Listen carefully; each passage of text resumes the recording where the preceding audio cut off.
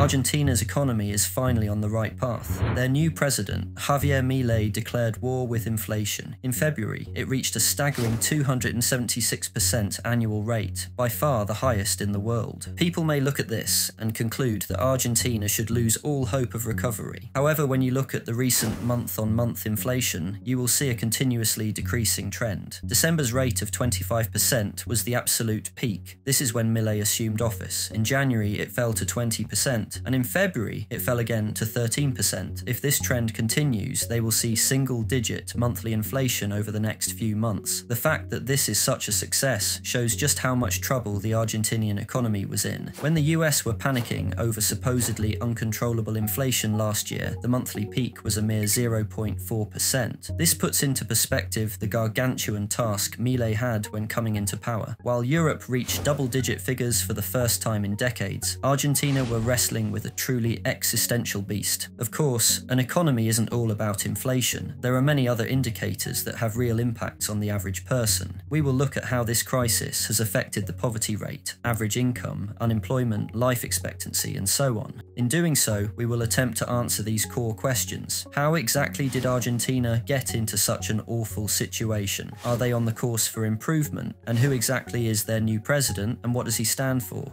Argentina wasn't always the world's economic problem child. Believe it or not, back in the early 1900s, they were a global powerhouse. They had it all: booming industry, rich farmland, a huge advantage in global food supply. They were consistently ranked among the richest nations in the early 20th century, above the likes of Canada, the Netherlands, and Spain. This all changed following World War II. While the rest of the world was opening its economies and trading, Argentina decided to go the opposite way. Trying to be super self-sufficient, they shut themselves off from global markets. This inward focus made sense to them at the time. They wanted to show off their ambitions as a strong, independent nation, but this turned out to just slowly cripple the economy. Mix a lack of trade with a multitude of unstable governments, along with an addictive habit of spending money you don't have, and you've got a recipe for disaster. Growth stalled, inflation ran wild, and those once prosperous times became a distant memory. By the late 20th century, Argentina was a country trying to stay afloat in quicksand.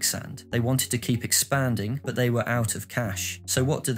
They borrow more money, then spend like crazy hoping to fix the problems. But instead of digging themselves out, they just sank deeper. This cycle of borrowing and overspending has repeatedly crashed the economy. In fact, Argentina has defaulted on its debts a whopping 9 times since its independence. Fast forward to the 2020s, and you see the country plagued by yet another economic crisis. This time, an inflationary spiral. The value of the peso is rapidly evaporating at speeds unimaginable to those outside the country. The yearly inflation rate has reached 276%, meaning average prices are over 3 times higher than they were at this point last year. A 100 peso product in 2023 costs 376 pesos in 2024. Just imagine what that does to the average family's budget. It has become harder and harder to afford basic goods. As a result, many families are falling into poverty. It's a vicious cycle. Businesses are also struggling with the rising costs, leading to less production and sales, which impacts its own employees' pay. Sadly, with food prices so high, some people have turned to scavenging just to feed themselves and their families. This is evident in their highest poverty rate in decades. 57% of the population, so around 27 million people, live below the poverty line. In 2022, this figure was 43%. The trend does not indicate a hopeful future. Instead, it points to a looming recession. The IMF predicts the economy will contract 2.8% this year, officially making it a recession. This usually results in high unemployment, but currently, unemployment is at its lowest levels in decades, just 5.7%.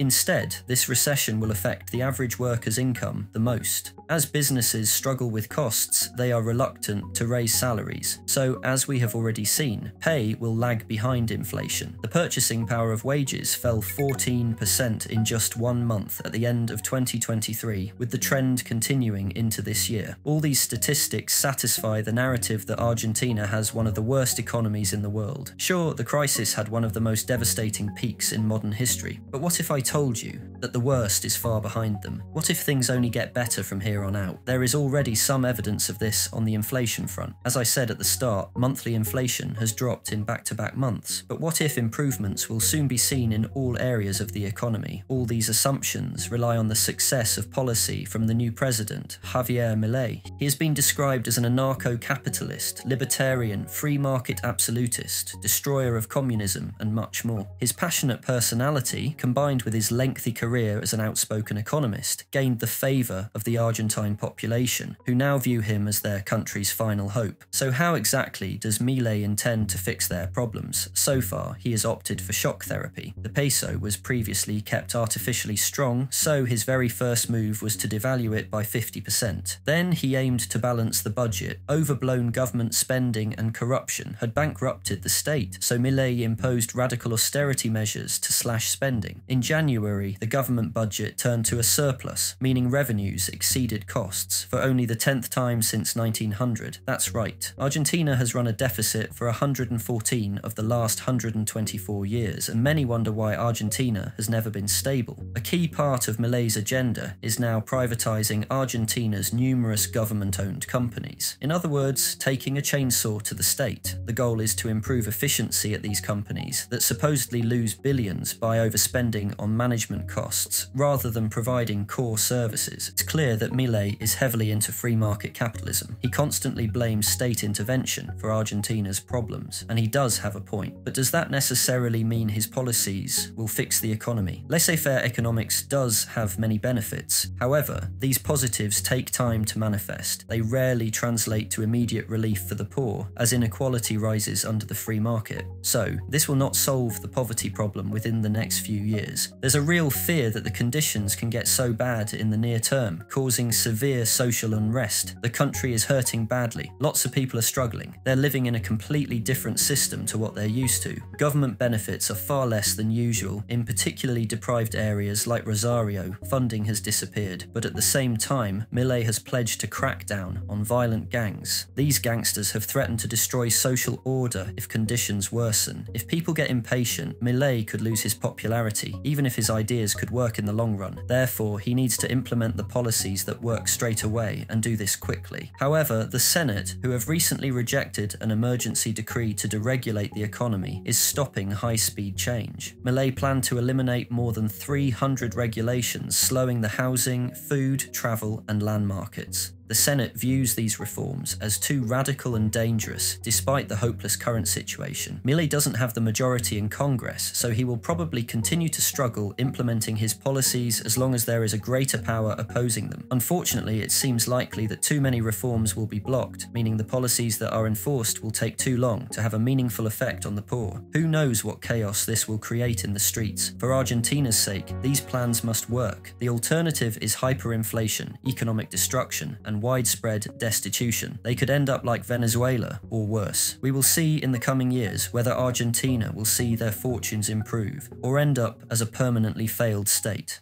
Thank you for watching.